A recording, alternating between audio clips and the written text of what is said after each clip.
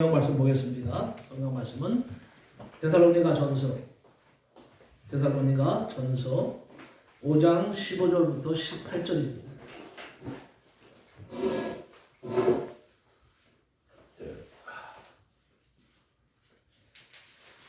데살로니가 전서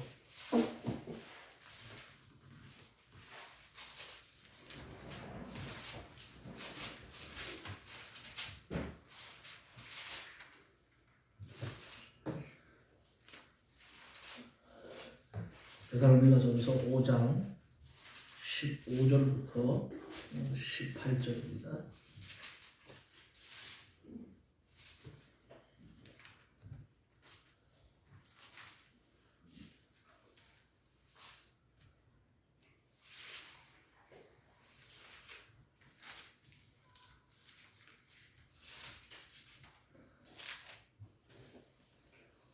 같이 우리 전신조하고 합독을 하겠습니다.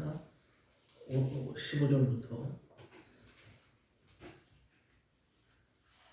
18절까지입니다. 다 같이 시작.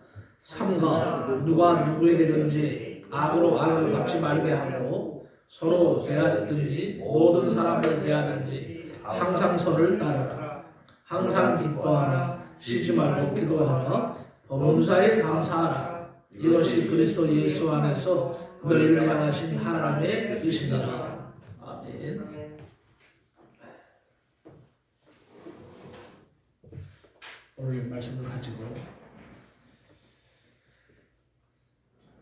내 상처진 감정을 어떻게 치료할까 라는 제목으로 말씀을 전할 때에 많은 은혜가 되시기를 바랍니다. 오늘은 상처에 대해서 다루면서 내 상처 치료되는 시간 되기를 바라는 것입니다. 인간은 감정의 동물이라고 했습니다. 사람마다 그래서 자존심을 지키며 삽니다. 만약 누군가가 내 자존심을 건드리면 아픔이 오죠. 상처를 받죠. 공부하지 못하는 사람에게 아유 무식하다고 하면 공부 못한 사람이 상처받죠. 가난한 사람에게 아니 왜 이렇게 돈이 없냐? 너 뭐 했냐? 돈도 안 벌었냐? 이런 말을 하면 그 사람의 자존심이 상하는 거죠. 그리고 가뜩이나 지금 살이 쪄서 고민하고 있는데 돼지 같다느니 뚱뚱해서 미련해 보인다든지 이런 말을 하면 그 사람은 정말 상처받죠. 자존심. 그래서 빌츠라는 분은 이런 말을 했습니다. 94%의 사람들이 열등감을 가지고 있다는 통계를 냈습니다. 어떻게 열등감 뿌리겠습니까? 인간의 마음속에 많은 감정들로 상처를 받고 있습니다. 그래서 오늘 저는 그 부분을 한번 짚고 넘어가려고 합니다. 행복이란 뭐가 같을까요? 비유한다면 행복이란 저는 농사인 것 같다 이렇게 정하고 싶습니다. 행복이란 농사인 것 같다. 무슨 말일까요? 농부는 씨앗을 뿌리고 잡초를 뽑아내고 때맞춰 거름을 주고 정성껏 돌봄으로 농작물이 잘 자라서 풍성한 열매를 맺는 것처럼 행복도 가꿔야 된다는 거죠. 가꾸지 않고는요 행복이 오지를 않습니다. 또한 행복은요 환경이 좋다고 해서 주어지는 것도 아닙니다. 뭐 탁월한 능력이 있어서 행복이 찾아오는 것도 역시 아닙니다. 지식을 많이 가졌다고요? 그럼 행복할까요?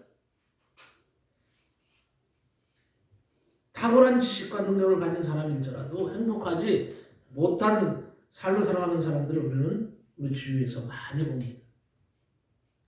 그러면 이 인간의 노력으로 사실은 인간의 어떤 가지고 난 탁월한 품성 혹은 탁월한 여러 가지 재능, 기술로는 사실상 진정으로 행복을 찾을 수 없다는 것을 우리가 알 수가 있습니다.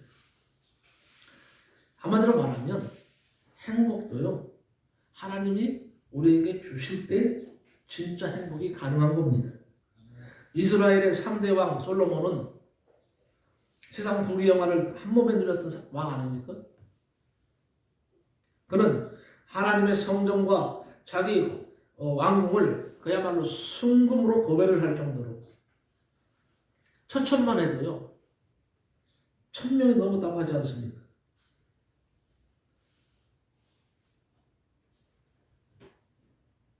우리는 그 솔로몬의 부귀와 영화를 그야말로 짐작하고도 남음이 있죠. 그런데 솔로몬은 자기의 인생을 돌이키면서 통곡하기를 헛되고 헛되며 헛되고 헛되니 모든 것이 헛되도다 이렇게 절규를 했습니다. 좋은 환경은 행복의 플러스 요소는 될 수 있으나 행복 그 자체는 아니라는 말입니다.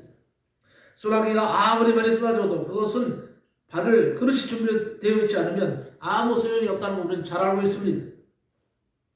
마찬가지로 환경적인 요소가 아무리 좋아도 마음 가운데 행복의 그릇이 준비되어 있지 않으면 그 사람에게는 행복이 당겨지지 않는 것입니다. 그래서 솔로몬은 물을 지킬 만한 것보다 더욱 내 마음을 지키라고 했습니다. 생명의 근원이 이에서 남이니라 이렇게 말을 합니다. 솔로몬의 경험을 보면 행복은 어떤 환경이나 조건이 아니라 그 사람의 마음 자세에서 오는 것임을 느낄 수가 있습니다. 그런데 문제는요, 우리들의 이 마음속을 억압하는 뭐가 있어요? 감정들이 있다는 것입니다. 우리들의 마음속에 끊임없이 뭐예요? 미움, 시기, 질투, 분냄, 근심, 걱정, 불평, 불만 뿐 아니라 모든 것은 부정적으로 바라보는 모든 것은요 부정적으로 바라보는 요소들이 우리들의 마음속을 지배하고 있다는 것.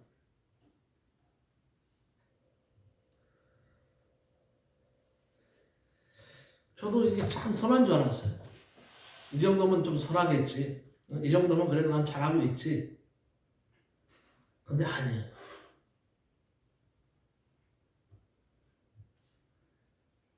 어떨 때는요, 우리 집사람하고 대화하다가 막 소리를 지를 때가 있어요. 나도 모르게 소리 지르고. 솔직히 얘기할게요. 내가 회개했기 때문에. 그냥 막 얘기하고 나도 모르게 가지고 있던 일이 실제로 던져버리는 거예요. 이 뭐예요? 종이를요. 그러다가 해서 우리 집사람을 향해서 던진 건 아닙니다. 옆으로 확 쓸다가 에이! 하고 탁 찍어 던져버리는 거예요. 그러고 나서 얼마나 후회를 했는지 아시네요. 왜 이런 말을 하는지 아십니까? 내가 고백하지 않으면 이런 감정들이 내 안에 있다는 것을 나도 목사지만 이런 것이 있다는 걸 여러분에 말씀드리지 않으면 안 될 것 같아요.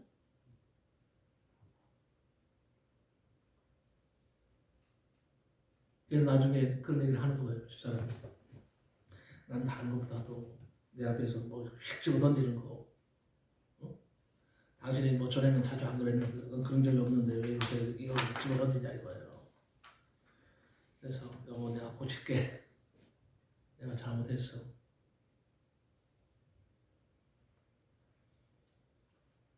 이런 것들이 내 속에서 막 나오더라 이거예요. 응?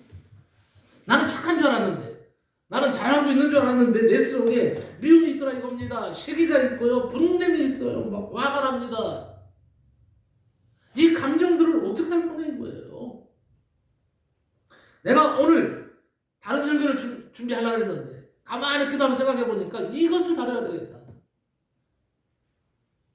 나뿐만 아니라 우리 성도들에게도 인간이기 때문에 이런 감정들이 있을 것이다. 이걸 어떻게 해소할 것이냐, 이것을 어떻게 성경적으로 우리가 풀어갈 것이냐, 말씀 따라서 풀어갈 것이냐 하는 것이 중요하다는 생각이 들었어요. 이것이 문제라는 거죠. 특히 현대는요, 날이 갈수록 기계화되고 산업화되고 도시화가 몰고 온 복잡한 구조의 조직을 갖고 있어요. 조직에 얽매여서 인간이 점점 뭐예요? 비인격화되어가고 있습니다. 세상이 더 삭막해지고 있다는 것이 문제죠. 사람들이 그럽니다. 아니 어떻게 된 게 살면 살수록 더 힘들어져. 이게 맞는 말입니다. 살면 살수록 더 좋아져? 하는 소리를 들어야 되는데 대부분의 사람들이 하는 얘기가 아니 열심히 사는데도 힘들어. 왜 살기가 이렇게 힘든 거야? 점점 힘들어진다는 거예요. 이것은요.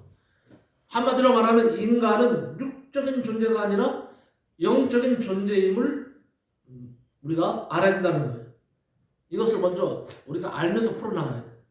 나는 육적인 존재가 아니라 영적인 존재다. 그러므로 영적인 만족을 얻기 전에는 근본 문제를 절대 해결할 수가 없습니다. 영적인 치료는 하나님의 말씀밖에 없습니다. 우리 주님이 너희는 마음에 근심하지 마라. 하나님을 믿으니 또 나를 믿으라. 그랬어요. 이렇게 선언을 했습니다. 오늘 저는 우리의 감정을 억압하면서 우리를 우울하게 만드는 이 요인이 무엇인가를 찾아보는 것입니다. 그에 대한 치료의 방법을 본문에서 찾아내는 것입니다. 첫째는요. 갈등의 문제가 우리의 마음을 상하게 하더라 하는 겁니다. 갈등의 문제. 여러분은 갈등이 없습니까? 살아가면서 부부 간의 갈등, 부모와 자식 간의 갈등, 아니면 친구와의 갈등, 형제와 형제지 간의 갈등 있을 겁니다.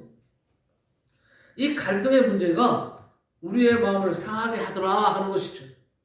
인간이 동물과 다른 점 중에 두드러진 특징 하나는 뭐냐? 갈등을 느끼는 존재라는 거예요. 인간은 갈등을 느끼는 존재다. 사람들이 모여 사는데 어때 문제가 없겠어요? 어디나 갈등이 있겠죠. 가정 안에도 갈등의 문제는 심각합니다. 흔히 말하는 고부 간의 갈등이 있고 부모와 자식 간에도 갈등이 있으며 한 형제끼리도 갈등이 있어서 싸웁니다. 뿐만 아닙니다. 같은 이부자리를 쓰고 있는 부부 간에도 갈등이 있죠. 어느 가정이고 갈등이 없는 가정은 없습니다. 다만 그 갈등의 문제가 얼마나 심각한가의 정도의 차이는 있을 수 있습니다. 또 이 관에도 친구 간에도 갈등은 있죠. 갈등의 문제는 그런데요. 신앙 안에도 있더라 하는 겁니다. 오늘날 수없이 많은 신앙인들이 믿음 안에서 갈등을 느끼고 있습니다. 어떤 분은요. 목사님과 갈등 문제로, 어떤 분은 장로님과 권사님과 또는 성도들 간에도 갈등 문제로 시험에 빠진 사람들이 너무도 많은 것을 느끼고 있습니다. 그리고 제가 이제 전도하려고 만나는 사람들마다 많은 부분들이 이 갈등 문제로 인해서 교회 안에 있는 여러 가지 현상들이나 목사님이나 혹은 성도와 직분자 간의 그 갈등 이런 것 때문에 사실 교회를 떠난 사람도 상당히 많더라 하는 겁니다.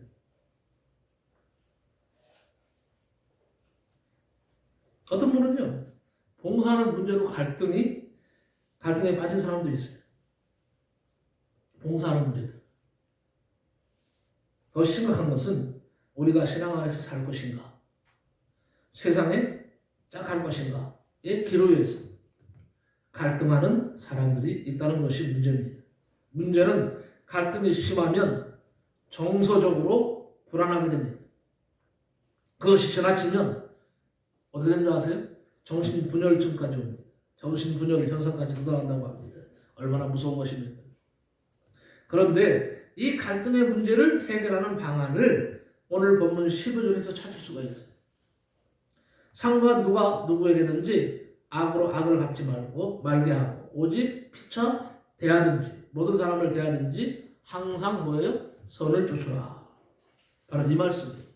여기서 우리는 두 가지의 메시지를 놓치지 말아야 됩니다. 하나는 악을 악으로 갚지 말라 하는 것이고 또 하나는 뭐냐? 항상 선을 쫓으라는 것입니다. 여러분 예수님의 교훈의 최고의 진수가 무엇입니까? 사랑입니다. 사랑은 크게 세 가지죠. 하나님 사랑, 이웃 사랑, 자기 사랑입니다. 특히 주님은 이웃을 내 몸과 같이 사랑하라고 하십니다. 그렇습니다. 사랑이 최고의 처방이에요. 사랑 앞에 악은 녹아진다는 것입니다. 사랑 앞에 갈등의 문제도 노가십니다. 주님은 십자가에서 죽으시면서 자기를 못 박아 죽이려고 하는 이 사람들을 향해서 저들의 죄를 용서해 주소서라고 그렇게 하나님 앞에 원수까지도 사랑하시는 우리 주님의 최후의 모습을 보여주셨습니다. 여기에서 우리가 무엇을 느낍니까? 사랑의 위대함을 느끼는 겁니다. 스데반도 이런 기도를 했죠. 이웃을 사랑할 때 갈등도 이기는 것입니다. 고부간에 갈등이 있습니까? 며느리는 시어머니를 친어머니처럼 사랑하고 시어머니는 며느리를 친딸처럼 사랑하면 그 갈등도 하루아침에 눈 녹듯이 해결될 것입니다. 난 시어머니가요 며느리를 딸처럼 생각하고 대해주면 며느리는 정말 자발적으로 너무도 기쁨으로 잘 섬길 것 같아요. 시부모님. 근데 이게 안 되더라고. 보니까. 이것이 안 되니까요. 고부간의 갈등하고 그야말로 피가 튀는 싸움을 하는 것입니다. 부부간에도 이웃간에도 좀 악을 내려놓고 진실을 내려놓고 한번 사랑해 보십시오. 사랑은 허다한 허물을 덮는다고 하지 않았습니까? 고린도전서 13장 유명하죠. 고린도전서 13장은 사랑의 장이라고 하죠. 사도 바울의 사랑 철학을 우리는 여기서 배울 수 있습니다. 한번 말씀드립니다. 잘 알지만요. 사랑은 오래 참고, 사랑은 온유하며 투비하는 자가 되지 아니하며, 사랑은 자랑하지 아니하며, 거만하지 아니하며, 무례히 행치 아니하며, 자기의 유익을 구치 아니하며, 손내지 아니하며, 악한 것을 생각지 아니하며, 불의를 기뻐하지 아니하며, 진리와 함께 기뻐하고, 모든 것을 참으며, 모든 것을 믿으며, 모든 것을 바라며, 모든 것을 견디느니라. 그렇습니다. 한마디로 말하면 악으로 악을 갚을 생각을 하지 말라는 거예요. 자꾸 악으로 악을 갚으려고 하니까 이게 문제가 갈등이 생기고, 오히려 악을 사랑으로 갚아야 이기는 자가 된다고 성경은 말씀합니다. 이건 사실 쉽지 않지만, 쉽지 않아도 해야죠. 믿는 사람이니까, 하나님의 자녀니까. 아니, 나에게 악으로 잘하는데 내가 어떻게 악으로 안 갚으란 말입니까? 내가 어떻게 손으로 갚으란 말입니까? 그리고 설령 내가 손으로 갚는다 해도 저놈이 알겠습니까? 이렇게 생각해 버린다는 거예요. 그렇지 않다는 거예요. 그 다음에 하는 말이 뭡니까? 항상 선을 쫓으라고 말하고 있어요. 이게 쉽습니까? 그런데 쉽지 않아도요, 우리는 세상 사람들에게 그래 믿는 사람은 선해 보여 이런 말을 들어야 되잖아요. 그럼 똑같잖아요. 만약에 그걸 안 듣고 이거 믿는 사람이 더하네, 악하네, 이러면 끝난 거죠. 그래서 항상 선을 쫓으라고 사도 바울은 말하는 겁니다. 여기서 선이란 뭔지 아세요? 하나님이 옳게 인정하시는 하나님의 뜻을 말합니다. 우리가 하나님의 뜻을 어디에서 찾을 수가 있습니까? 하나님의 말씀인 성경에서 찾을 수가 있습니다. 쫓으라는 말은 매달려 있으라는 말이에요. 낭떠러지에 떨어진 사람은요, 구명줄에 매달려 있어야 사는 것입니다. 우리 신앙인들은요, 하나님의 말씀에 매달려 있어야 사는 것입니다. 내가 하나님의 말씀에 매달려 있으면 갈등이 올 때에 이 말씀이 나를 살립니다. 이 말씀이 갈등을 해결할 수 있는 원동력이 됩니다. 그러니까 결론은요, 우리 안에 말씀이 없기 때문에 문제인 거예요. 하나님의 말씀, 하나님의 뜻에 전적으로 매달려 있는 사람만이 갈등의 문제를 해결할 수가 있습니다. 바울은 골로새서 3장 18절에서 21절에 이런 말씀을 했습니다. 아내들아 남편에게 복종하라. 이런 주 안에서 마땅하니라 했습니다. 그리고 남편들아 아내를 사랑하며 괴롭게 하지 마라. 나 여기서 많이 걸렸어요.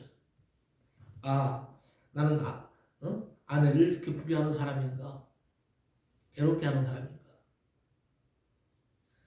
김지한 주사님 저 뒤에 있는 김유한 지사님 말하는 거예요. 우리 앞에 김유한 지사님 이미 돌아가셨으니까.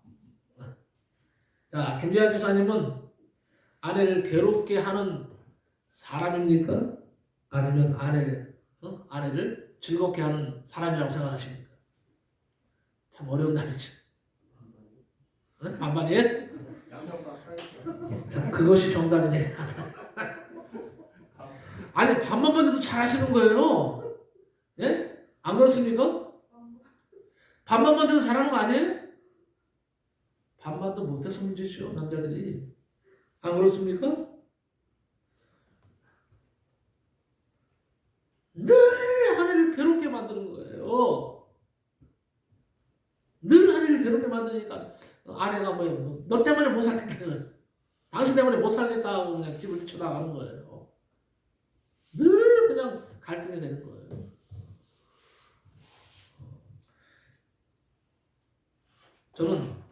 저는 어떻게 할까요? 나는 한 60대 40인 것 같아요. 뭐가 60일까요?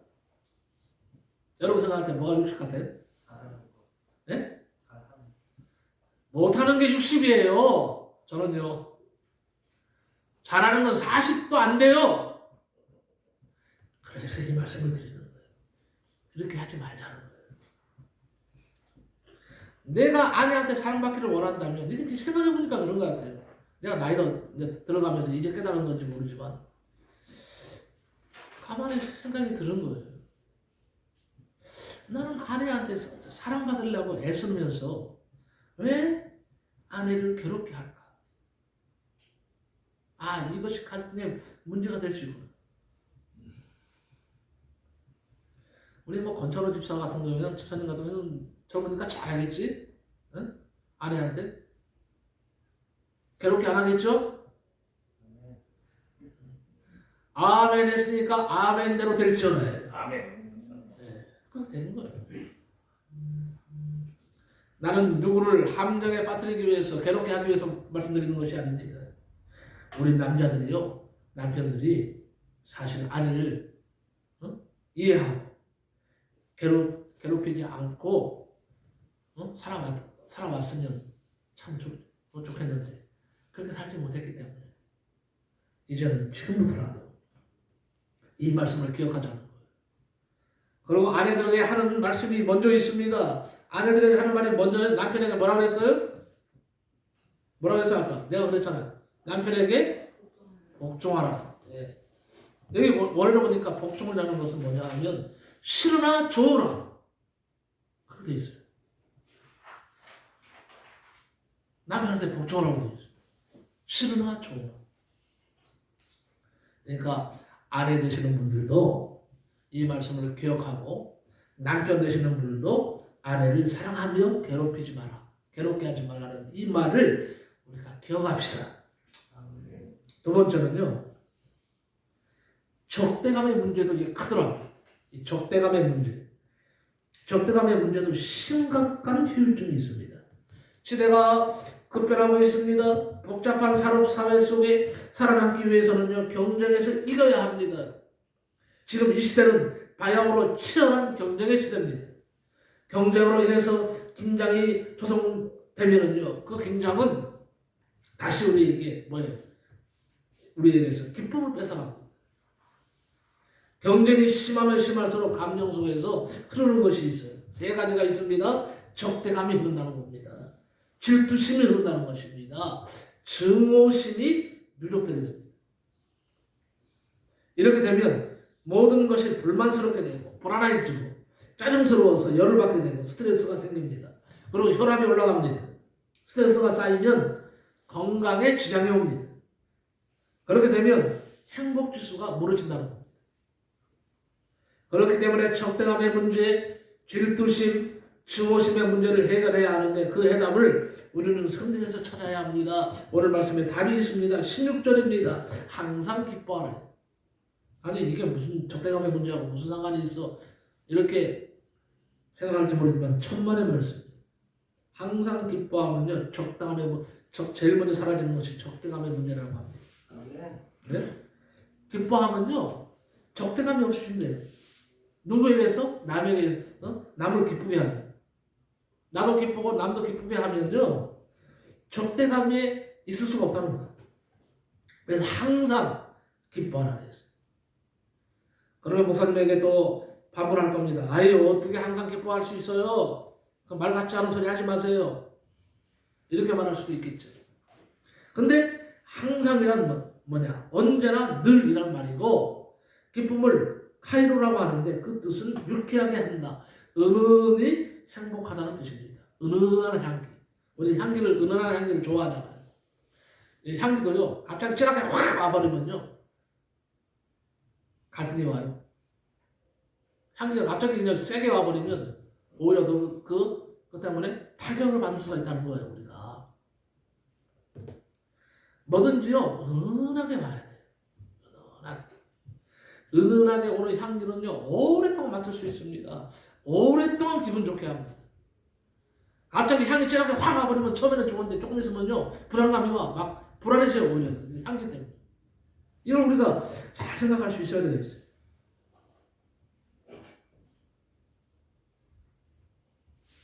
항상 기뻐하라.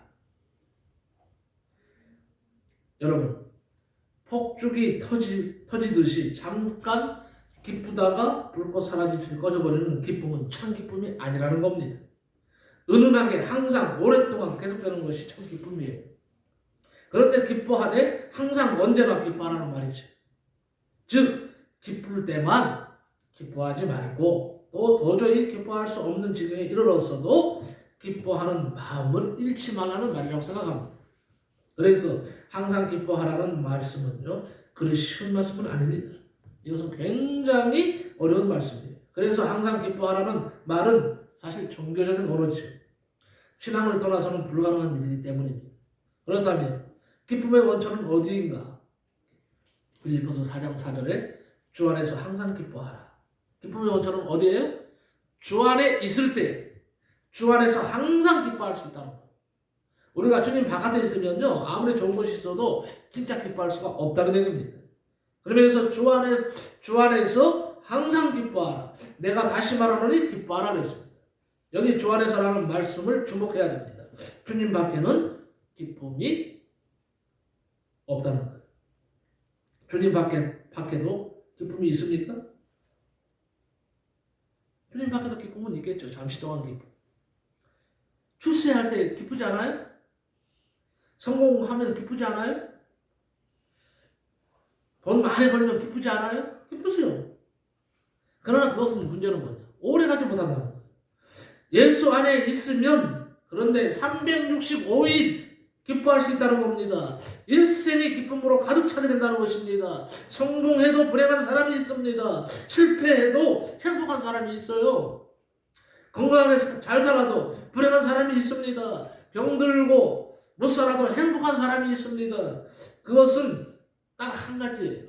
예수를 믿느냐, 믿지 않느냐, 예수 안에 있느냐, 밖에 있느냐가 결정되는 거예요. 항상 기뻐하는 사람, 항상 기뻐할 수 있는 사람이 행복한 사람 아닙니까?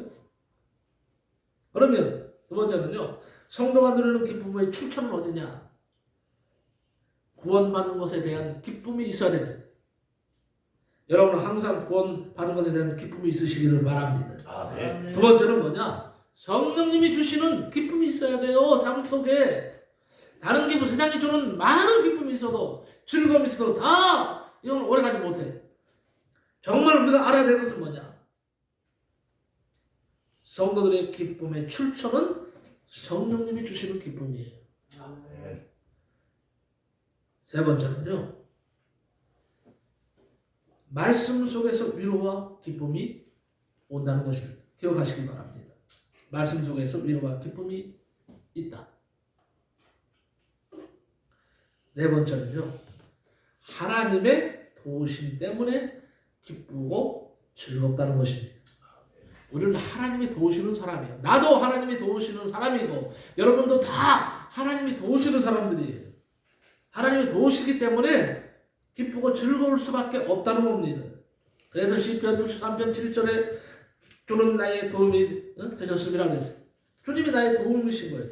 그러면서 그 뒤에 바로 나오는 것이 주님은 나의 기쁨이 시라고 했어요. 시편 46편 1절에 보니까 하나님은 우리의 피난처시요 힘이시니 환난 중에 만날 큰 도움이시라고 했어요. 우리는 근심 중에도 기쁨을 잃지 말아야 됩니다. 세상적인 것들 때문에 영적인 기쁨을 상실해서는 안 됩니다. 그리고 보니까요, 네 번째로 보니까 실망감의 문제도 무섭습니다. 실망감. 우리가 살아가면서 참으로 우리에게 실망감을 주는 것들이 많이 있더라고요. 부모 자식 간에도 실망감이 있고요. 부부 간에도 실망감이 있고, 실망감이 찾아오면 하여튼 그때부터 갈등이 생기는 거예요. 응? 실망감. 이것도 참 중요한 문제라고 생각합니다. 실망감을 주지 말자. 여러분 자신의 계획이나 기대가 어긋나고 무너질 때에 실망감이 찾아옵니다. 대체로 기대가 크면 실망도 큰 법입니다. 그러니까 아내 되시는 분들은 남편한테 너무 큰 거 기대하지 마세요. 너무 큰 걸 기대하지 마세요. 또 마찬가지로 남편들도 답은 그거예요. 너무 아내에게서 많은 것을 찾으려고 하지 마세요. 나는 아내를 통해서 많은 것을 누리려고 하지 마세요. 너무 기대가 크니까 자꾸 실망하는 거예요. 나는 못 따라주는데, 난 따라갈 수가 없는데 자꾸 아내가 나한테 많은 것을 요구해. 내가 못 따라줘. 그럼 어떻게 돼요? 실망감이 오는 거예요. 내 능력에 한계가 있는데. 그리고 또 마찬가지예요. 아내에 대해서 자꾸 뭔가를 많이 캐내려고 하는 거예요. 많이 얻으려고 하는 거예요. 이게 지금 문제라는 거예요. 그러니까 너무 기대하지 마세요. 너무 아내한테 너무 큰 걸 기대하지 마세요. 남편한테 너무 큰 것을 기대하지 마세요. 이제 우리가 해야 할 일은 뭐예요? 작은 것에 감사하는 거죠. 왜냐하면 실망감의 문제가 너무 크거든요. 이거는 다 오랫동안 인생을 살아보신 분들은 아시잖아요. 내가 실망감을 느낄 때 나에게 찾아오는 그것들이 얼마나 큰지, 빈곤함이 얼마나 큰지 아시잖아요.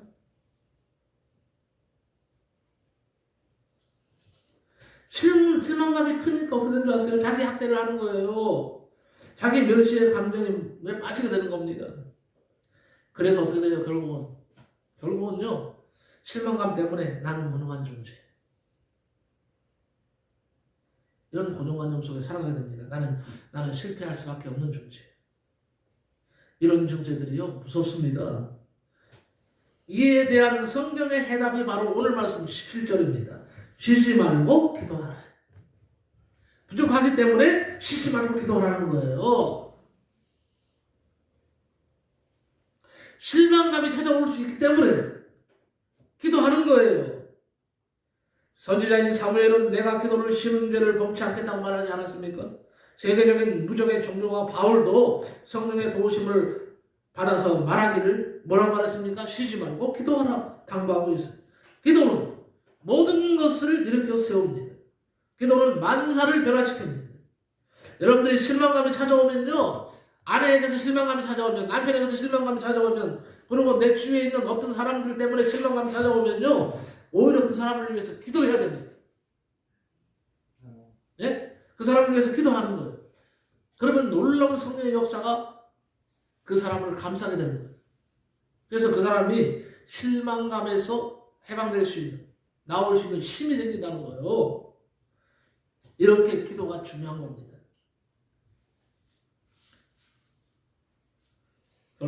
마지막으로 결론적으로 말씀을 드립니다. 이 모든 것의 해결의 원동력이 뭐냐? 믿음이다.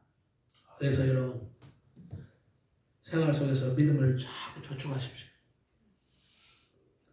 헌혈을 하고 헌혈 증서를 가지고 있으면 어때요? 자기가 피가 부족할 때 헌혈한 것만큼 무료로 공급해주는 혈액은행이 있잖아요. 그런데 성경을 보면 영적 은행도 있습니다. 돈이나 혈액만 저축하는 것이 아닙니다. 영적인 것도 우리는 저축하여 두었다가 찾아 사용할 수 있어야 됩니다. 시편 38편에 보면, 이사야 38장에 보면요, 믿음의 영적 저축을 했다가 위기에 찾아서 사용한 히스기야 왕 사건이 나오죠. 1절에 보면 히스기야가 병들어 죽게 되었을 때 이런 말을 합니다. 아주 절망적인 그런 말이 나오는데 너는 내 집에 예언하라는 말이 있잖아요. 먼저 내가 죽고 살지 못하리라. 이 예언이 있을 때 히스기야는 3절에 이렇게 말합니다. 여호와여 구하옵나니 내가 주의 앞에서 진실과 전심으로 행하며 주의 목전에서 선하게 행한 것을 추억하여 주옵소서. 그리고 히스기야 기도를 하나님이 들으시고 응답하셨다는 말이 나옵니다. 6절에 보니까 내가 내 기도를 들었고 내 눈물을 보았노라. 내가 내 수 안에 15년을 더하고 너와 이 성을 아수르 왕의 손에서 건져내겠고 내가 또 이 성을 보호하리라. 여기서 가장 중요한 단어가 추억하는 겁니다. 거슬러 올라가서 하나님 내가 행한 일을 거슬러 올라가서 내가 말하니까 그 하나님이 그 옛날에 내가 행했던 하나하나 그러니까 하나하나를 다 하나님 어떻게 기억해 주시기를 원한다는 거예요. 내가 행한 것을. 이게 추억인데 기억하고 추억은 그래서 다른 겁니다. 하나님은 이 히스기야의 기도에 응답을 하셔서 15년 생명을 연장해 주셨고 뿐만 아니라 히스기야가 지금까지 살아온 날보다 그 이후에 살아간 날의 행복이 더 컸다고 이렇게 말씀하고 있지 않습니까? 영적 은행에 그동안 저축하였던 것을 히스기야 왕이 찾아서 사용한 것입니다. 네, 결론입니다. 이제 여러분 삶 속에서 진실을 채워가시기 바랍니다. 기도를 채워가시기 바랍니다. 봉사와 헌신도 다 영적 은행에 저축하는 것입니다. 그리고 가장 큰 이자는 영혼을 구원하는 전도입니다. 중요한 것은 이 모든 것의 원동력은 믿음에 있다 하는 것. 믿음이 있어야 영적 은행에 저축을 할 수 있지 않겠습니까? 믿음이 힘입니다. 기도하겠습니다. 고마우신 하나님 감사합니다. 오늘도 아버지 하나님이여 주일날 이렇게 또 아버지 예배를 드리며 아버지 하나님의 귀한 말씀을 듣게 하신 것 감사합니다. 아버지 하나님 오늘은 정말 아버지 하나님이여 갈등하는 문제에 대해서 또 아버지 감정적인 내 아버지 삶 속에서 일어나는 여러 가지 부정적인 것들 이런 것에서 해방될 수 있는 길이 무엇일까를 살펴보면서 오늘 아버지 데살로니가전서 5장 15절부터 18절 말씀을 가지고 아버지 하나님이여 해답을 그 안에서 찾았습니다. 우리 하나님 오늘 우리 사랑하는 성도들이 말씀을 듣고 느낀 것이 많았다면 이제 아버지 그것을 삶 속에 적용하여서 실천하여서 아버지 하나님이여 갈등 문제 아버지 하나님이여 나를 괴롭히는 문제들을 잘 이제 극복해 나갈 수 있는 믿음으로 극복해 나가고 말씀으로 극복해 나갈 수 있는 성도들이 되게 하여 주옵소서. 예수님의 이름으로 기도하옵나이다. 아멘. 아멘.